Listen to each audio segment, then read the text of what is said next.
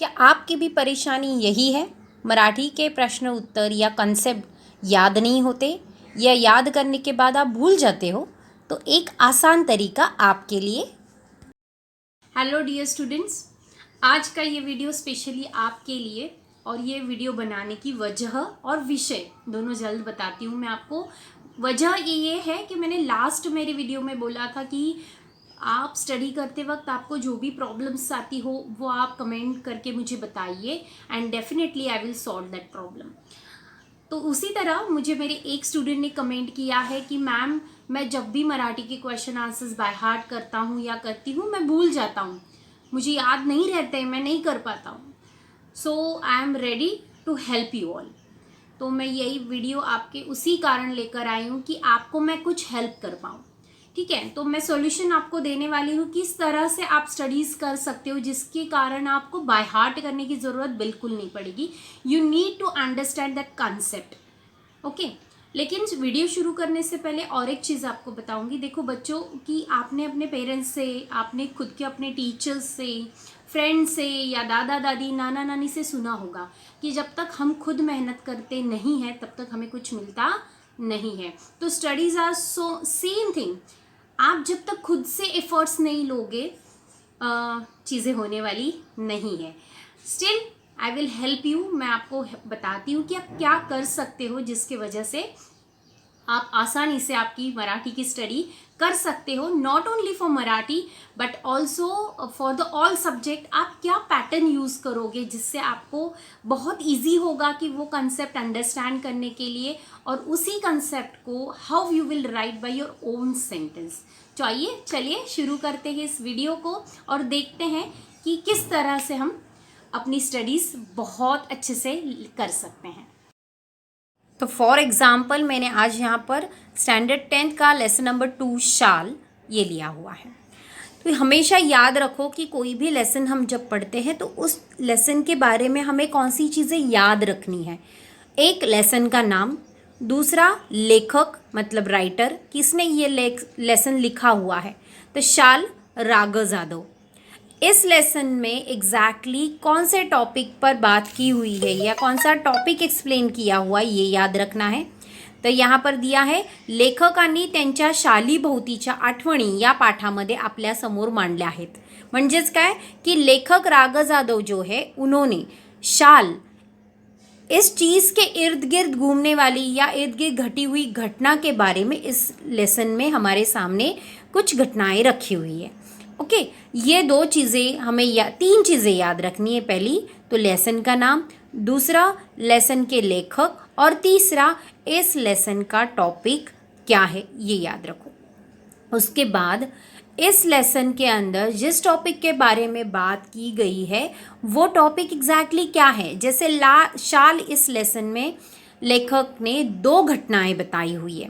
पहली घटना कि उन्होंने किस तरह से एक फिशिंग करने वाली औरत को शाल के माध्यम से मदद की।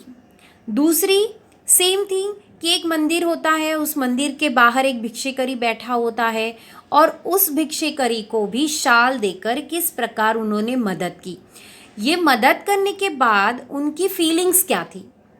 अब ऑब्वियसली ये आपको मराठी में याद करना है, लेकिन जब आपको ये सभी बैकग्राउंड पता है, ये सारी चीज़ें पता हैं, तब आपको वो सेंटेंस फॉर्म करने में बहुत आसानी होगी।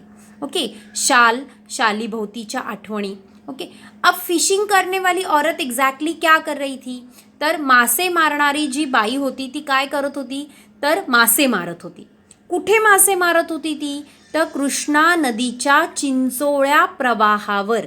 ये कुछ वर्ड्स है, वही वर्ड्स आपको याद रखने। आणि काय झालं, तर तिच्या एक बाळाला तिने टोपलीत ठेवलं होतं। थंडीचे दिवस होते आणि ते बाळ खूप रडत होतं, आणि हा रडण्याचा आवाज कोणी ऐकला, तर आपले लेखक राघव जाधव यांनी ऐकला। मग त्यांना ते बघवलं गेलं नाही, मतलब उनसे बर्दाश्त नहीं हुआ, त्यांना ते बघवलं गेलं नाही। त्यांनी काय केलं, तर आपल्याजवळ एक शाल होती, त्या शालीला त्यांनी नाव दिलं होतं पुलकित शाल। का दिलं होतं, कारण की ती शाल त्यांना पु ल देशपांडे यांच्या पत्नी सुनीताबाईंनी दिली होती। लेखकांनी काय केलं, ती शाल त्या बाईला दिली, ₹50 दिले, मतलब कुछ पैसे दिए और फिर उसकी मदत की और उससे कहा की पहिले त्या बाळाला त्या शालीमध्ये गुंडाळ आणि त्याला शांत कर. बघा, हा प्रश्न तुम्हाला स्वमतासाठी येणार आहे. तर मासे मारणाऱ्या बाईला केलेली मदत आणि ओंकारेश्वर मंदिराजवळ बसलेल्या त्या भिक्षेकरी याची मदत. ठीक आहे, तर बाईला या मदत केली. आता दुसरी घटना काय, तर ओंकारेश्वर मंदिराजवळ, हे ओंकारेश्वराचं मंदिर कुठे आहे, तर शनिवार पेठेत, बरोबर. तर शनिवार पेठेत ओंकारेश्वराचं एक मंदिर आहे. त्या मंदिराजवळ किंवा त्या मंदिराच्या आजूबाजूला लेखक म्हणजेच राग जाधव रोज संध्याकाळी जात फिरत असे. एक दिवस काय झालं, तर फिरता फिरता त्यांना एक भिक्षेकरी दिसला. तो भिक्षेकरी थंडीत कुडकुडत होता. त्यांनी काय केलं होतं, चिरगुटे म्हणजे काय, एक फाटलेला कपड़ा त्याने असा अंथरला होता, मतलब उसको बिछाया था. उसी कपड़े को उन्होंने अपने बॉडी पर म्हणजे त्याने पांघरून घेतलं होतं आणि तो थंडीत कुडकुडत होता, मतलब he was shivering. Y? Because of cold, है ना. तर तो शिवर करत होता. त्याला अशा परिस्थितीत पाहून लेखकांनी काय केले, तर दुसऱ्या दिवशी येताना त्यांच्याजवळ असलेल्या 2 शाली ते घेऊन आले आणि त्या भिक्षेकऱ्याला दिल्या. का? कारण की त्याला थंडी वाजत होती, तर त्या 2 शालींमुळे कदाचित त्याची थंडीपासून काय होईल, रक्षण होईल, सुरक्षा होईल म्हणून. अब आपको पता है कि स्वमत, इस विषय पर क्या आते हैं, तो प्रश्न आते हैं. स्वमत हे पाठांमधूनच विचारलं जातं, काही बाहेरून येत नाही. स्वमत 3 गुणांसाठी असतं. आता स्वमत पर क्वेश्चन कौन से पूछे गए, तो देखो यहाँ पर फॉर एग्जाम्पल मैंने एक क्वेश्चन लिया है, भिक्षेकर्याने केलेला शालीचा उपयोग याविषयी तुमचे मत लिहा. अब यहाँ पर एक बात बहुत इम्पॉर्टेंट है कि जो क्वेश्चन हमें पूछा गया है उसका मीनिंग समझना बहुत ज़रूरी है. अगर मीनिंग गलत समझ में आया है तो आन्सर भी हम गलत ही लिखेंगे. आता भिक्षेकर्याला लेखकांनी काय मदत केली आपल्याला माहिती आहे. त्या 2 शालीचा उपयोग त्यांनी कसा केला, जो उपयोग उसने 2 शाल का किया वो योग्य था कि अयोग्य था, ये आपको यहाँ पर लिखना है. देखिए, मैंने एक आंसर लिख कर दिया है आपको फॉर एग्जाम्पल के तौर पर की शनिवार पेठेतील ओंकारेश्वर मंदिराच्या पुलावर लेखक नेहमी संध्याकाळी फिरायला जात. एके दिवशी कडक थंडीत एक म्हातारा अशक्त भिक्षेकरी कट्ट्याजवळ एक फाटलेला कपडा टाकून व पांघरून कुडकुडत असताना दिसला. लेखकांना त्याची दया आली म्हणून लेखकांनी दुसऱ्या दिवशी त्याला 2 शाली दिल्या. आता तुम्ही इथे बघू शकता की फाटलेला कपडा हा शब्द मी इथे वापरला आहे.